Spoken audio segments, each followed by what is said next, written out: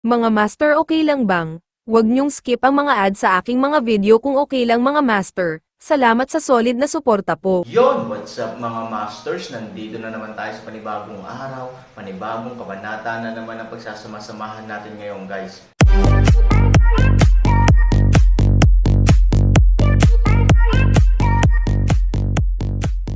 Bali mga masters, kung bago ka pa lang po sa aking YouTube channel, please click the subscribe button, lalong-lalo na po yung notification bell guys, para maging connected pa rin tayo sa isa't isa at maging updated kayo sa mga susunod ko pang video. Bali mga masters, bago natin umpisahan ng kwento ay mag-shoutout po muna tayo para sa mga solid nating tagapakinig. Shoutout kay Justin Villanueva, shoutout kay Song Lyrics. Yun na nga mga masters, no? Bali hindi na ito patagalin. In 3, 2, 1, let's go! Hinawakan din ng matandang Dragon King ang kanyang baba at tumango. Kahit anong sabihin ni Mr. Han, gagawin ko, kahit na gumana ang diskarteng ito o hindi. Gayunpaman, anuman ito, sa tingin ko ito ay magagawa sa mga tuntunin ng diskarte lamang. Napaisip din si Lian Hua saglit, pero hindi ba masyadong simplistic? Oo, tumango din si Xiaono. Ngumiti si Han Sanchen, simple, ngunit sa tingin ko ay hindi nila ito makikita. Minsan, ang mas simple ng isang bagay, maaaring hindi ito ang pinakamadaling maunawaan ng mga tao. Bukod pa rito, nadama ni Han Sanchen na maaaring hindi nila matuklasan ang ilan sa mga pahiwatig kapag sila ay nagalit. Anyway, kapag ginamit ang diskarte, may posibilidad na mabaygo, ngunit may posibilidad din na magtagumpay. However, I will also take your concerns into consideration. Pagdating sa ibang tactical arrangements, I will treat it as if the enemy has seen through our plan. Ang pinakamagandang bagay kay Han Sanchen ay lagi siyang naghahanda para sa pinakamasama sa lahat ng bagay. Ang bentahe ng pinakamasamang sitwasyong ito ay kapag ang mga bagay ay talagang naging masama, hindi ka mawawala sa kung ano ang gagawin. Kung gayon, saan natin pipiliin ang pangunahing larangan ng digmaan? Sabi ng matandang Dragon King, ang ibig kong sabihin, dapat ba tayong pumili ng lugar na mas malapit sa tubig? Kung ang mga mandaragat ay lumayo sa tubig ng masyadong mahaba, ang kanilang pagiging epektibo sa labanan ay magiging mas seryoso. Sa kabilang banda, ang mas maikli ang mga mandaragat ay nasa labas ng tubig, mas malakas ang kanilang pagiging epektibo sa labanan. Sa paghusga sa mga resulta ng kasaysayan, hindi isang malaking problema para sa 3 hanggang 4 na mandaragat na harapin ang isang kaaway, mayroon tayong halos kalahating milyong tropa. Ayon sa pagkalkula na ito, sapat na upang mapaglabanan ang kanilang hukbo na higit sa 100,000 katao. Naniniwala din ako na ang kanilang kabuoang lakas ay higit sa 100,000 tao. Tumango rin ang punong ministro Pagong, oo, kung lalaban tayo ng ganito, mas malaki ang tsansa nating manalo. Kahit hindi mo lubusang talunin ang kalaban, naniniwala akong hindi malaking problema ang maglagay ng matinding pagtutol. Pagkatapos ng matinding paglaban, muling isasaalang-alang ng magkabilang panig kung dapat magpatuloy ang labanang ito at kung maaari pa itong magpatuloy. Ang bagay na ito ay tinatawag na deterrence. Gusto ko pa ring pumili ng lugar kung nasaan si Kuei Niu, sabi ni Han Sanchen. Sa sandaling lumabas ang mga salitang ito, karamihan sa mga taong naruroon ay nabigla. Nagmamadaling sinabi ni Lian Hua, medyo malayo pa ang sementeryo sa pinagmumulan ng tubig, kung ang lahat ng mga mandaragat ay magtitipon doon, baka hindi na sila mapunan ng agos ng tubig. Oo, ang pagiging epektibo ng labanan ng mga mandaragat ay mababawasan ng husto. Natatakot ako na ang isang hukbo ng 500,000 katao ay hindi makayanan ang pag-atake ng 100,000 na mga tropa, nag-aalalang sabi din ng matandang Dragon King. Saglit na nag-isip si Wei Niu at tumango, bagamat madaling ipagtanggol ang entrance gate ng sinaunang libingan ngunit mahirap salakayin, ang lugar na iyon ay talagang hindi isang dekalidad na lugar, sa madaling salita, ang bentahe ng lupain doon ay maaaring gamitin upang mabawi ang kahinaan ng mga mandaragat. Sa palagay ko ay hindi epektibo ang gastos upang mabawasan ang pagiging epektibo ng labanan. Tumango ang lahat. Ang account na ito ay talagang madaling kalkulahin, sa katunayan, hindi itinatanggi ni Han Sanchen na ito ay isang malaking kawalan. Ngunit ang plano ni Han Sanchen ay mas gusto niyang paralisahin ang kaaway at mahulog sa bitag, mas dapat na pamilyar at hindi gaanong kaina-hinala ang pagpili ng terrain. Kahit Na ang mga kaaway ay nag-isip na ito ay isang napaka-stupid na lugar. Sa ganitong paraan, magagalit ang kalaban at iisipin na niloko mo ako ng ganito kahapon at gusto mo ulit gawin ngayon, akala mo tanga ako. Kung gagawin mo ito, ang galit ng kabilang partido ay mag-aapoy sa pinakamataas na antas. In addition, I think that if the enemy found out that we are fighting on the water, they will also know the nature of sailors, and they will take every step when attacking US. Sa kasong ito, para kay Han Sanchen at iba pa, ang sitwasyong ito ang talagang huling bagay na gusto nilang makita. Walang takot makipaglaban sa tanga, pero lahat takot makipaglaban sa matalinong tao. Dahil ang huli ay napakatatag na mahirap para sa iyon na hanapin ang mga bahid nito. At ay target ang kapintasan upang ilunsad ang pinaka-nakamamatay na pag-atake. Pinabayaan din nila ang kanilang pagbabantay sa mga sementeryo.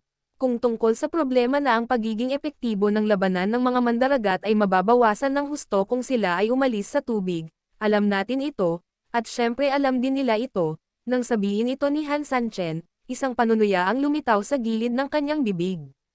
Naintindihan agad ng matandang pagong ang kanyang sinasabi, nakangiti niyang sabi, makinig ka sa ibig sabihin ng kuya ko, parang may ibang paraan ang tinatawag mong kailanawan. Misteryosong ngumiti si Han Sanchen.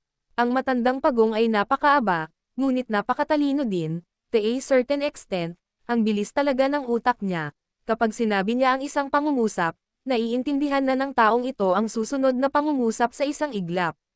Siyempre may paraan. Sinabi ni Han Sanchen, kung alam ng lahat ang tinatawag na ito ay talagang isang maling mensahe. Kung ito ay maling impormasyon, maaaring ito ang pinaka-nakamamatay para sa sinuman.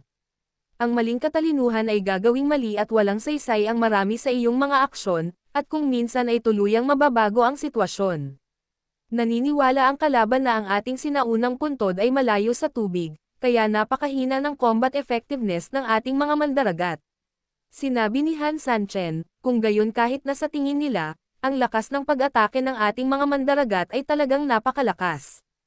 Panipi, sumimangot ang matandang Dragon King, sa pangkalahatan, kapag ang mga mandaragat ay napakalapit sa tubig, kahit tatlo ay makakalaban ng isa, ngunit kung ito ay nasa sementeryo, maaaring kailanganin natin ng hindi bababa sa 15 o 67 upang makumplito ang pakikitungo ng mag-isa.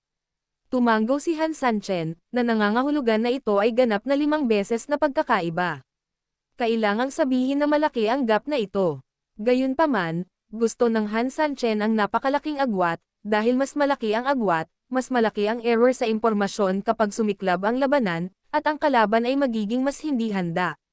Matagal nang nakikisama si Kay sa matandang pagong, kahit hindi siya matalino, napakabilis niyang mag-react sa impluwensya ng lalaking iyon, naintindihan niya kaagad, Master, hindi mo ba ibig sabihin na ipasok ang tubig sa sinaunang libingan? Sobrang nasiyahan si Han Sanchen sa pagganap ng 2 bagong recruit na lalaki. Oo, kapag may tubig na sa sementeryo, maaaring kumpletuhin ni Han Sanchen ang error sa impormasyon ng mga mandaragat. Nakapunta na ako sa isang sinaunang libingan, at nalaman ko na ang libingan ay napakalaki, at may isang medyo nakatagong silid na bato sa tuktok ng libingan. Kung saan matatagpuan ang buong silid na iyon. Ang mga kaaway upang hanapin. Ito ang tubig ng direkta. Ito ay talagang isang magandang ideya, gayunpaman, may problema. Bagamat hindi ito masyadong malayo sa lupa, may kaunting distansya pa rin. Ayon sa ibig sabihin ni Mr. Han, kailangan nating maghukay ng kanal ng malalim sa lupa, pero ang tanong, sapat na ba ang oras natin? Sapat ba ito? Nag-aalalang sabi ni Lian Hua. Mahinang ngumiti si Han Sanchen, mayroon tayong daan-daang libong tao. Alam mo ba kung gaano kabilis ang daan-daang libong tao na makakapagtayo ng infrastruktura? Ipinanganak sa isang bansang baliw sa infrastruktura sa isang asol na planeta. Tiyak na alam ni Han Sanchen kung gaano kahalaga ang kapangyarihan ng maraming tao sa infrastruktura. Girl, you really don't have to worry about this. Maging ang ating mga sundalong hipon o ang ating mga crab generals, may mga pares ng malalaking sipit sa kanilang mga kamay, hindi lang sila nakakapatay ng tao, kundi nakakatapon din ng dumi. Ang matandang Dragon King ay ngumiti ng may kumpiyansa, lubos niyang ipinagmamalaki ang kakayahang ito. Tama. Napakarami natin, At mismong mga sundalong hipon at mga general ng alimango ay may kakayahan sa bagay na ito, kung gusto nating pangunahan ang kanal mula sa labas hanggang sa sementeryo, hindi naman talaga malaking problema, tuwang-tuwa rin ang munting alipin, ang problema lang, ang nasa itaas bagamat malaki ang libingan, ito ay kamag-anak sa isang tao. I mean, kung ilalagay natin ang team natin sa loob, walang masyadong puwang para dito. Napakataas nito na kayang hawakan ng 10,000 tao sa loob. Gayunpaman, ang libu-libong mga tao na ito ay talagang hindi isang malaking banta sa kaaway, sa makatuwid, talagang mahirap lutasin ang mga krisis at kahirapan na kanilang nararanasan. Patungkol dito, hindi man lang nag-alala si Han Sanchen, at ngumiti lang siya ng mahina, huwag kang mag-alala, hindi naman talaga mahalaga ang problemang ito. Sa maraming laban sa larangan ng digmaan, wala talagang ganoon karaming malakihang pagpatay, sa madaling salita, maaaring mamuno ka sa 100,000 katao, mamuno ako sa 100,000 katao, o ito ay isang kompletong paghaharap ng 200,000 katao. Walang ganyan, ang totoong larangan ng digmaan ay hindi ganito, ito ay nakasulat lamang ng ganito sa mga teleserye o nobela. Ang isang tunay na digmaan ay maaaring aktwal na kinasasangkutan lamang ng 10 hanggang 20,000 o kahit libu-libong mga tropang Taliban na nakikipaglaban. Sa sandaling mawala ang momentum at formation sa oras na ito, ang sitwasyon ay magiging lubhang nakakatakot at mapanganib. Hindi sa banggitin na ito ay ganap na nawala sa oras na iyon, ngunit hindi bababasa, ang labanan na ito ay nagsimulang gumawa ng isang malaking pagliko, kung walang mabisang pag-atake at pagbabaligtad mamaya, ang laban na ito ay talagang hindi malayo sa pagkatalo. Sa makatuwid, hindi sila kailangan ng mga tao sa sementeryo upang ganap na maibaliktad ang sitwasyon at kung gaano kalaki ang epekto at pinsalang ay dudulot nito sa kaaway. Kailangan lang nilang biglang umatake kapag ang kalaban ay pinakapabaya, at pagkatapos ay talunin ang kalaban sa gulat sa isang iglap, pagkatapos ang lahat ay ganap na makakamit. Naniniwala si Han Sanchen na tiyak na magugulo ang kalaban at maghahadjust ng sandata ng daga. Dahil imposibleng malaman ng kalaban kung gaano karaming mga mandaragat sa itaas ang ganap na epektibo sa labanan, at hindi nila alam kung bakit ang mga mandaragat na ito ay may napakalakas na epektibong labanan. Tsaka, kahit alam nila, hindi alam ng mga sundalong talagang nakikipaglaban, paanong hindi sila matatakot na atakihin sa gulat. Matapos makinig sa pagsusuri ni Han Sanchen, tumango ang lahat. Ngumuso rin ang kakaibang baka, noong una kong narinig ang tungkol sa plano mo, akala ko talaga napakatanga. After all, it doesn't matter what you want, however, after listening to everything you said, I think it is very feasible. Ngumiti din ang matandang pagong at sinabing, sa katunayan, ang pinakakatangitanging bagay sa paglipat na ito ay na, sunod-sunod na pag-uugnay, parang ang pinakakatangahang ayos sa labas, ngunit mayroong pinakakatangitanging kaayusan sa loob ng pinakakatangahang kaayusan.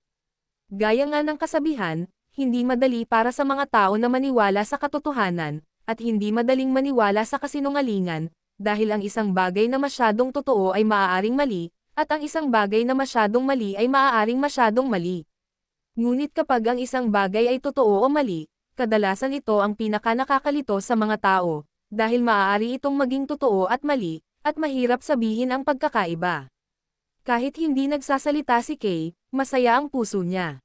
Bagamat napilitan siyang kilalanin si Han Sanchen bilang kanyang Panginoon, si Han Sanchen ay kanyang Panginoon din pagkatapos ng lahat, syempre ipinagmamalaki niya ang pagiging matalino ng kanyang amo.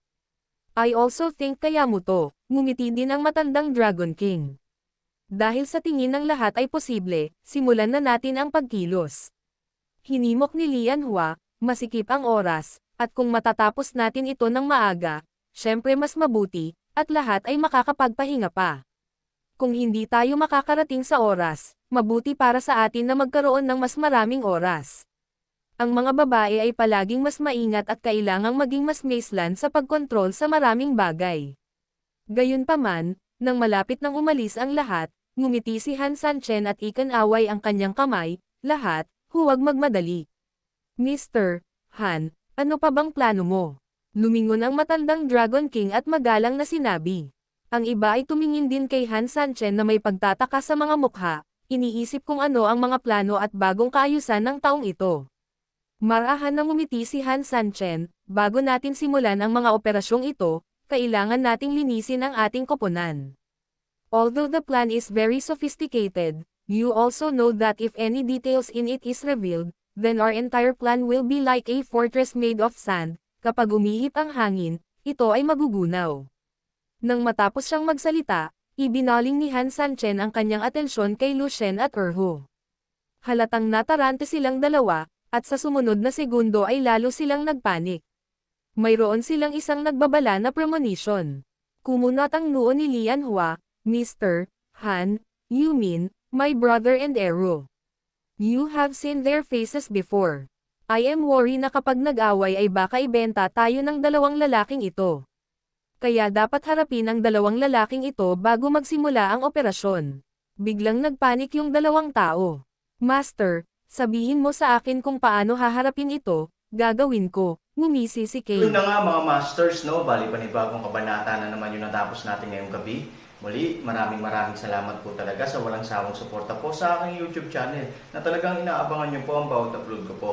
Bali mga masters, magkita-kita ulit po tayo bukas ng gabi at ngayon po ay magpapaalam po muna tayo. Bali mga masters, bye-bye!